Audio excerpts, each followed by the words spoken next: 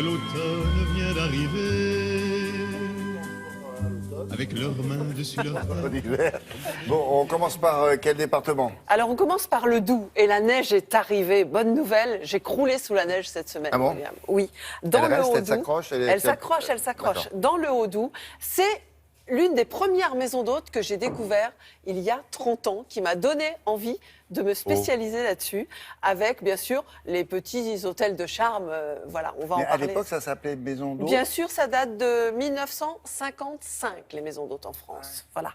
Et donc, eh bien, elle est intemporelle, elle est un peu rétro, c'est une maison de contes de fées dans un paysage de contes de fées où on fait du ski de fond ou de la raquette en sautant la frontière, puisqu'elle est à 500 mètres de la frontière suisse. C'est chez les Collins. C'est bon à savoir, voilà, ça. c'est bien ça. C'est donc Frédéric. saute frontière. La grosse valise. Voilà. La deuxième adresse, elle est à Saint-Gervais, au pied du Mont Blanc. Et là, c'est une nouvelle génération d'hôteliers qui se disent, on va pas faire un 4 étoiles, on va pas faire un 5 étoiles, il y en a plein dans la vallée, on va faire un beau 3 étoiles. Et ça, c'est formidable parce qu'on en manque cruellement en France. Ah bon? Ah oui, c'est ce qu'on manque le plus, de beaux 3 étoiles, à moins de 100 € au pied du Mont Blanc. À Saint-Gervais, c'est quand même pas mal. En plus, c'est une adresse gourmande. Et les prix n'augmentent pas en fonction de la haute ou de la basse saison. Ils sont toujours les mêmes. Donc ça, c'est formidable. Et la troisième adresse, elle est aux Rousses, dans le Jura. Les Rousses, c'est la station emblématique du Jura. C'est la nouvelle adresse de l'année dans le Jura, les Belluises. Et là, c'est une station où on peut faire à la fois, c'est toujours drôle de dire du ski alpin dans le Jura, mais voilà, du ski alpin et du ski de fond. On y va? Bon, on commence par le Haut-Doubs alors? Alors, on commence D'accord. par le Haut-Doubs. Sur les plateaux du Haut-Doubs, Christiane Collin est une pionnière. 38 ans déjà qu'elle reçoit ses hôtes dans l'univers d'Heidi, au pays des douaniers. Je suis en pleine campagne, à 500 mètres de la frontière suisse. Mon pays, j'ai toujours vécu en altitude et en plus dans une maison de douane, puisque mon père était garde-frontière. Et là, c'était une ancienne caserne de douaniers.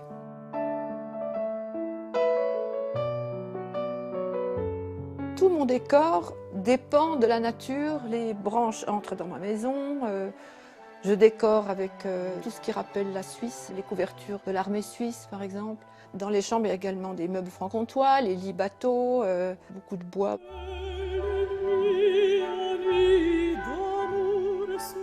J'adore les oiseaux, je les nourris aussi, surtout à cette période. Ça m'apporte beaucoup, c'est vivant, c'est ma compagnie. Je suis dans mon jus.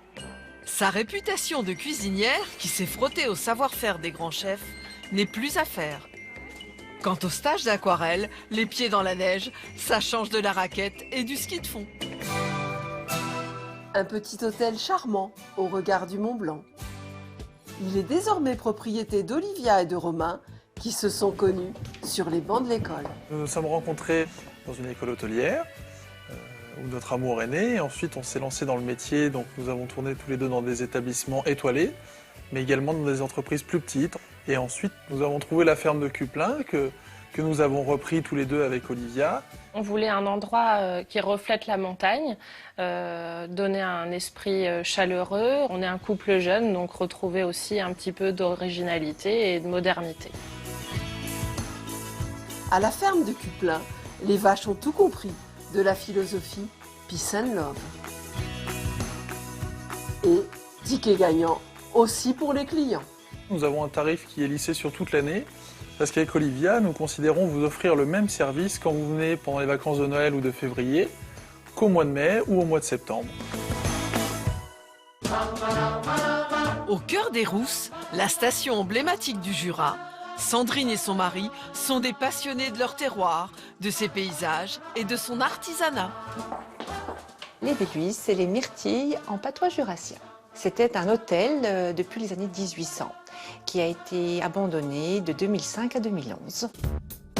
Aux Belluises, côté couleur, ça pétille. La Morésienne pour faire un petit clin d'œil à Morée, capitale de la lunette depuis 50 ans. L'univers de Marguerite, c'est vraiment un clin d'œil aux vaches qui sont très présentes dans le Jura et que je trouve très mignonnes.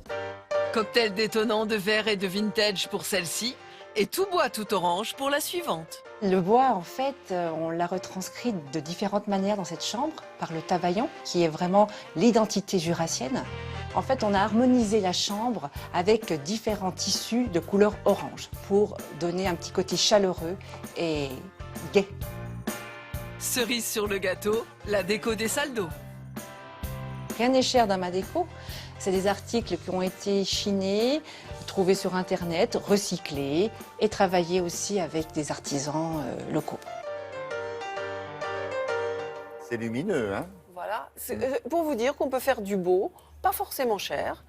La chambre la plus grande, la plus chère, c'est la suite. C'est la suite qu'on vient de voir. Elle est à quelque chose comme 120 €. Évidemment, si vous êtes 3, c'est un peu plus cher. Petit déjeuner compris. Donc c'est quand même pas mal. Hein. Bon, merci beaucoup, Marie-Dominique. On reste dans la neige avec un jeune prodige que connaît très bien Julia du web. Julia? Je le connais très bien. En tout cas, je l'ai trouvé sur le web, mais je ne pourrais pas skier avec lui, ça c'est sûr. C'est un jeune prodige du ski et des nouvelles technologies. Il a réussi à inventer ce système, c'est-à-dire qu'il a relié son smartphone à un fil. Il skie à une main et en fait, c'est comme un lasso. Son téléphone tourne autour de lui et regardez les images que ça représente. C'est absolument dingue. Il a 25 ans.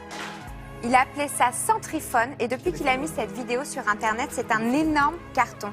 Il se filme tout seul à 360 degrés avec juste un système de fil et un smartphone. Et c'est la vitesse qui lui permet de garder le fil horizontal. Exactement, il va vite. En plus ou moins. D'ailleurs, on voit... On le voit là à un moment donné. Là, on le voit, c'est très haut, puis à un moment donné, on va le voir, ça va être très bas au niveau des skis. C'est incroyable. Les images sont vraiment bluffantes. Comment il s'appelle ce jeune homme? Il s'appelle Nicolas Vunier, il a 25 ans, il est suisse. Bien joué Nicolas. Bien, très bien ça. À tout à l'heure Julia. Vous savez que dans notre émission...